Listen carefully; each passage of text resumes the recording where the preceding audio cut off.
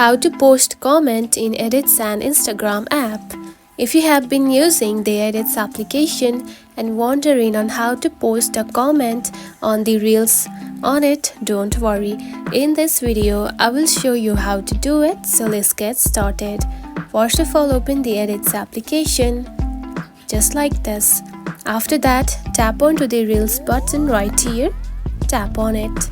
Now simply locate the post where you want to add comment.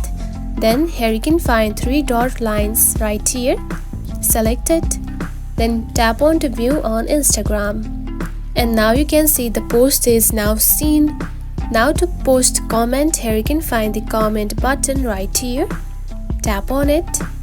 Then tap onto the comment box and simply type the comment and post it. And now you can see the comment has been posted.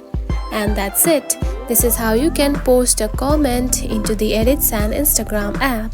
If you found this video helpful, don't forget to like and subscribe for more tips.